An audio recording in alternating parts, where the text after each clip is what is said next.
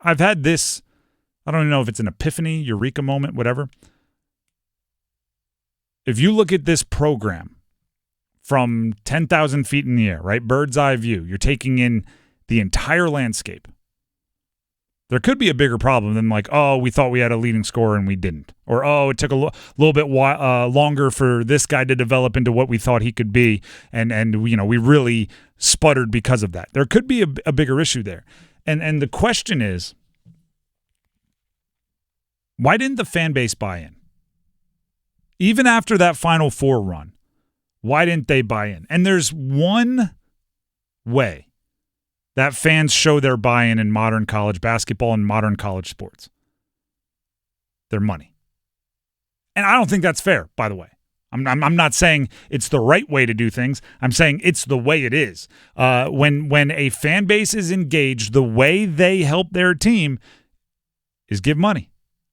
Right, whether it's to a collective, whether it's to the boosters, there's experiences you can buy. Right, you can go see a practice, you can get signed stuff. You could all of that exists. Just showing up to games, buying merch, all of that. After that Final Four run, you would think that's proof of concept, right? We can give you one of the memories of your sports fandom. Last year, we go back and listen to some of the Pack Therapy podcasts from the week leading up to the Final Four, right? Fans legitimately had, this is the best week of my sports fandom life. State gave that to you last year. That should be proof of concept. If you want it to happen again, open up your checkbook. But for whatever reason, it didn't seem to happen, right? And there was some articles out there. Corey Smith, Pack Pride, ended up giving a little bit of a realism, right? Saying some of the numbers of what some people out there think NC State had to spend in NIL were severely inflated. He had it, below $3 million and maybe even less than that. That's really weird to me. That's strange, right? The treadmill of mediocrity happens at every level of sports, right? If you are consistently finishing between 6th and 9th in your conference, I think it's hard to raise money because nobody is emotionally moved. You're just kind of like, all right, we won some games, we lost some games. It is what it is. If you finish dead last, like they are this year, I think that's a way to fundraise because everyone's like, I never want that to happen again. What do I have to do? And if you win the conference and go to the Final Four, you should come back the next year with nicer things. Why didn't that happen? I think the obvious kind of on the surface answer is the fan base considered it a fluke. The fan base didn't give credit to the people in power for pulling it off. They said well, yeah, that was fun, but I'm not going to give you money and trust you to do it again. That was lightning in a bottle. I don't even know if this is a quality, right? I don't know if this is a trait. But maybe the most important thing in being a college coach or GM or fundraiser, marketer, director, whatever you want to call it, moving forward will be, do fans trust you to spend their money? Do they think they will get a return on that investment? If I give you X amount of dollars, will your program give me that amount of enjoyment back? Why don't State fans think that? If they don't. That's the question. And by the way, that's the question every team that isn't one of the top spenders in their conference is feeling right now. I was telling Dennis, and it's a great Athletic article. You can go check it out right now. It's on The Athletic. It is about football transfer portal prices.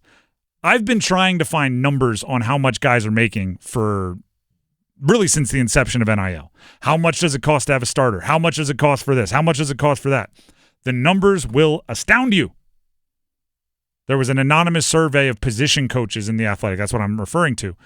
If you want a legit wide receiver at the Power 5 level, you're talking upper six figures, $600,000 plus.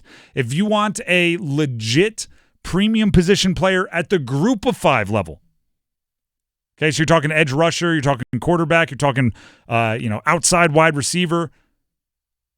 You're looking at $200+ grand at the group of 5 level. It costs money to put together a team.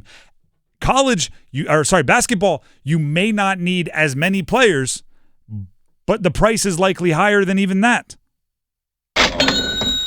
After a Final Four run, the coach should feel the ability to go top shelf. Right? I think. It's like you just got your bonus. You know what? We're going out to dinner. Let's get the nice bottle of wine. Like you know what? We're shopping for a car. Let's splurge for the moonroof. Like that's how you should feel after a Final Four run. You shouldn't do all of that and then have the fan base look at you and go, well, you can still shop the dented can specials, right? You can still bargain hunt. It's like, no, I did that, and we won the ACC championship, and we made it to a Final Four, and that's proof of concept that I can do it. Now give me my cash, to be real. Yeah. Now give me my opportunity to do it the more consistent way, the more stable way. If that didn't happen, you got to look yourself in the eye. And by the way, if you just don't think that's how it's going to go, if the fan base doesn't have the expendable income, you don't have the super rich donors, whatever, that's fine. But that's going to hold you back in modern college basketball. I don't like the way it is. That is the way it is. Oh, we don't have a leading scorer. Have you asked around what a leading scorer costs? Right, go read the Athletic article about how much it costs to get a legit starting quarterback. Power 5 level, like average starting quarterback, the anonymous position coach said $900,000. $900,000 for an average starter. So when you ask yourself, why don't we have a leading scorer? Ask yourself, did you give your program $1.4 million to spend on a leading scorer? Right? And that's the same true with anything. If I don't know, if you're throwing a wedding, I don't know if this works, and you get the wedding planner and you give them a budget, and then you come back and say, why don't I have a waterfall in the distance of the altar that I'm getting married at? Why don't we have top shelf liquor for the entire open bar? And why can't I invite 400 people? And they're like, well, you didn't give me the money for any of that, so you got a ballroom by the airport. Right? You can invite 120 of your closest friends. And we got beer and wine for everybody. That's the budget you gave me. If you want to yell and scream about your team not being good enough, why don't we have a leading scorer this? Why don't we have a all-conference big man that? Why don't we have this? It's like, well, you gave me the budget for what we have out there. Last year, I was able to make magic, right? I found a deal, and I got you somewhere. You didn't give me the money to do it again. It's questions you got to ask.